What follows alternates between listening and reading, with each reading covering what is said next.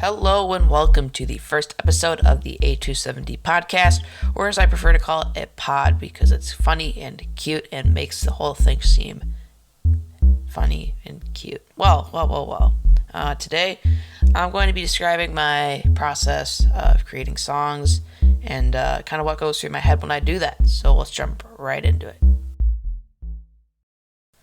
The first step of the process for me is always to create an interesting piano or keyboard synth, sort of a lead part that establishes the chords, the keys, sometimes even the tempo of the song. So we can have long, drawn-out chords just for like a slow, somber, sad song. So that's kind of what I do for that. I always write this part as, it's really, really important that the song is true to you, and that the things that you are creating are original, as just copying songs isn't worth the process. It's not something that is respected. It's not something that's impressive. Once I get that interesting lead, piano, synth, keyboard, brass, woodwind, whatever, that main part that really drives the spirit of the song, once I get that part, I move on to the percussion, the bass, the hardcore, behind the scenes, those instruments that really keep the tempo and keep the key intact when you are creating your song, when people are listening to it, the things that keep this song going. The bass part is really important because it can really set the mood of the song. If you have a very brassy, hardcore bass, the song kind of turns more rough around the edges. If you want a clean bass, even just an acoustic bass can be kind of an interesting vibe to the song. This bass part is really, really important, as is everything with the song, just to set that mood that you want. So if you're creating a song, you really have to be careful about the bass part that you choose. So now you've kind of got that, the hardcore bass, you've got the percussion, you've got that main piano, keyboard, synth part. That is really what the song is. Now after that, that's where it's really, that's where the creativity sort of flows. Once you have this loop going on and on and on, that's where things start to come to you. So when I first started making music for Anonymous 270, I did not really ever think about writing lyrics, but then I was just sitting down at the computer, and I wrote that funnel chord progression at a piano, and I was really into it. I thought that it was something really amazing that I had just come across sitting at a piano, and I decided this has to be a song that I make. So I put in those chords into Soundtrap. I messed around with it, added all the parts I needed, and those lyrics just came to me. I think I wrote them in probably around 15 minutes, and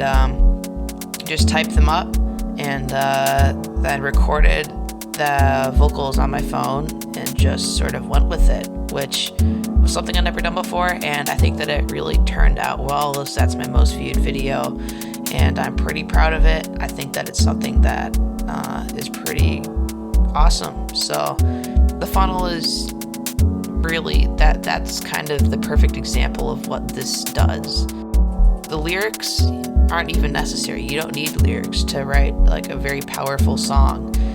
The lyrics can help to solidify the ideas in the music. Music can solidify ideas just by itself. Words can really help with that. So I think that if you have something that you want to convey in words, that's really something that's up to you. You can write lyrics, that's great. Whether or not you have lyrics, a song can already be powerful, as I've already said. And powerful songs convey emotion. Emotion can be presented in a song in really any way that you'd like. And I have kind of toyed around with different emotions, keys, chord progressions in my songs, and I've kind of noticed that I've never really made a super happy song, which is kind of funny to think about. Most of my songs are kind of maybe like a little dark. They don't even have to be slow to be dark. You could have sort of like catchy but not overly excited song. It can be like a sad song, and I kind of like those sad songs. They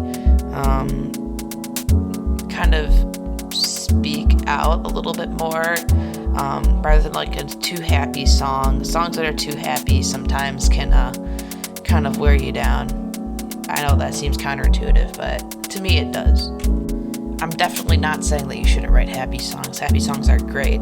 I just personally like to write kind of more sad songs. Not really sure why. It's just something that I feel like those chords kind of I find like come to me, and lyrics come to me, and like percussion parts, all that just comes to me when I have like sad chords. So I guess that's just kind of how my mind works. Yours is probably different than mine, for obvious reasons, but that is sort of the way that I like sort of create that. I think that just picking one emotion though isn't always the best choice. So for E1, which was like my first sort of like, oh my gosh, like I think I can write music sort of thing, I like was freaking out about it. I called it E1. That stands for Experiment 1, because I really didn't have a name for it, as it's kind of all over the place. I made this song using like stock sounds from Soundtrap and just threw a bunch of random stuff together, and that's what E1 is. Definitely not my most like crazy awesome original song. Like it's kind of like the like scrappy kindergarten painting of my music. So but there's this one part in it where I really changed the emotion for this big part where I was just like taking different things and like taking it, drawing it out, and bringing it back in. And I did that for a little bit where I was like changing with the emotion and playing around, where it started like really like happy-go-lucky and then ends like really sad. Here, I'll play that part for you right now.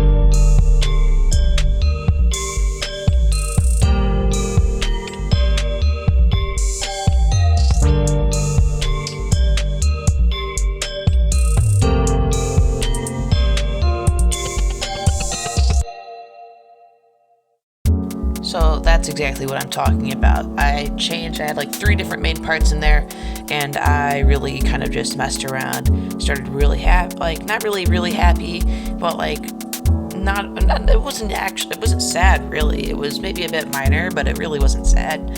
And I ended with these like big like sort of like synth, like hard piano chords that were really mellow and like, oh, I like, oh boy, like those chords.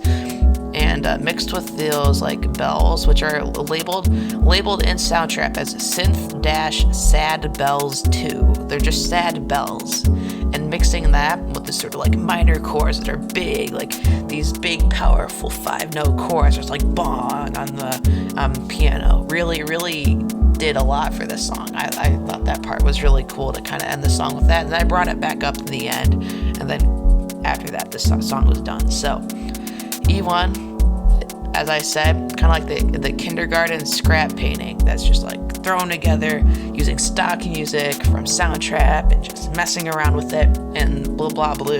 I came up with E1. So I guess the song making process for me is probably a lot different than most people that write songs. I do have a process, but I think it's probably pretty unorthodox with, like big time musician makers. I also don't have a lot to work with. I have Soundtrap, a microphone, and a computer to do this all with, and a YouTube channel, of course. So it really is something that is really fun to do. I really like writing music. It's something that I can do that's productive. I feel like I'm adding like to the world in some way, whether or not like thousands of people see it or not. I think that it's something that's really fun and rewarding. I think a lot of times, while songs do have like lots of big elements that they hold together, like, as I've like wrote out the main different parts, that like main piano, synth, keyboard part. You have like the percussion, which I'm using this like hi-hat little like tippity tap, and then like a bass. I'm using an 808 A minor bass right now. This is, by the way, this little tune that I've been creating throughout this episode. These are not original. These are from the Soundtrap stock music, big like loop category of like this big warehouse, I'd call it, of assorted beats, drum parts, bass, piano, guitar, synth, sound effects, hip hop, R&B, pop, rock, EDM, jazz, MIDI sounds, all of these, and all in one place. And it's really huge category, but it's really awesome to mess around with. Another thing I really like doing is taking requests from other YouTubers who want music for their channels, as it's really hard to come by like music that isn't copyrighted. So I really like just helping out people, writing music for them, as it gives me something to do. And also a lot of the times, because my original music, like the music that I write like for myself, comes from my inspiration. And sometimes it's really fun to have somebody tell me like, oh, I want this in my song. And I'm like, oh, sweet, like this is a puzzle. I'm gonna put together the puzzle. I'm gonna use like my algorithm, use this part that this person has given me, and figure out the rest. Kind of like a Sudoku puzzle almost, or Sudoku, whichever pronunciation you prefer. And I guess that's sort of my fun, taking what other YouTubers, content creators want, and putting that together. So whether or not, again, like big time YouTubers, musicians working together, like it's not about that. It's just about like having fun doing things that you enjoy. So if this like whole music deal is something that you're interested in, it shouldn't be about views. Like I don't really, well I think it's like it's cool to be like, oh, like I got like 50,000 subscribers and like here's my big video. Like sure, that's cool. People like look up to that and think that's really awesome. Then that's kind of something that I don't necessarily appreciate. People sometimes will look at the view count rather than what's actually in the video. I think that music is something that everybody like knows of. Everybody knows what music is. People like different kinds of music, and people sometimes like making music. Some people like listening to it. Some people like producing it. Some people like singing to it, dancing, whatever. Music is such a big category. Sometimes like Billboard charts kind of take over the like what's actually in the songs. And like there's some songs where I'll just be like, this is like really big right now. Like this song is huge, but like what's it even about? Like I don't know. And that is something that I think is kind of interesting to think about. Like what was this musician really thinking when they were making this song? Like what was going through their mind? What inspired this little chorus? Like what does this mean? So, and there's probably answers on the internet all over the place to figure that out. And there's some things that you'll never really find out about songs, musicians, bands, artists, all of that. It sometimes it's a little bit secretive, not really knowing what these musicians are creating. But I think that's really okay, because it's, you know, what they have in mind for the song. It's not really about what everybody else interprets a song. It's more like, you know, just putting your ideas and thoughts out there, whether or not it's lyrics, like chord progression, all of that. It's really just you know, the artist's interpretation that is like the powerful part of it. Music is really big. Like, there's so many parts of it, and yeah, like I play the piano, I play the French horn. Those are two different instruments, but, you know, just even understanding music is difficult sometimes. It's got so many different, you know, rules, sort of, the ideas that you kind of need to keep in mind when writing music. And sometimes I kind of stray from the things that, you know, like books and music teachers tell us, like this chord is this, and this you know, chord progression is this, and this tempo means this, and forte and mezzo piano means this. I really don't think about really any of that when I'm writing music, which is something interesting. I think that music is something you feel, something you write, something that comes out of your head, not necessarily something that's written down in a book that is like, this says this and this is something you must do. Like, if you use this chord progression, like, these notes are good, but if you want to use this accidental as well, you can use this. Like, stuff like that gets on my nerves a little bit. That also applies too with like writing like stories and such, which you can do with music too. Telling a story in a song is really awesome, and that's something that I've kind of thought about, and may try to like put a little like story in a song potentially.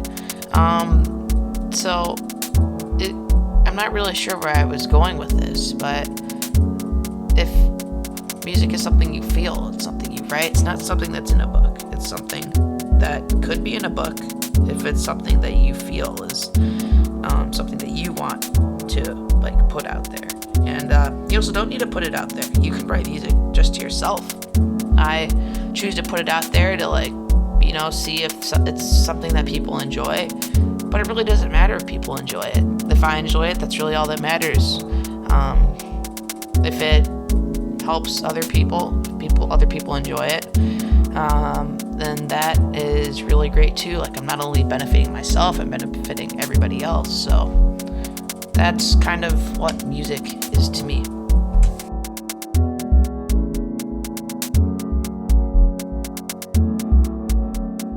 And that's all for this episode of the A-270 podcast. If you enjoyed this episode, please consider leaving me a like, as it tells me if anybody really liked it, if this is helpful for anybody trying to make music and such. Please listen to my music if you're interested in more things that I make, the things I create, things in general, music-wise, that I do. So, thanks for watching. This has been Anonymous 270. Adios, amigos.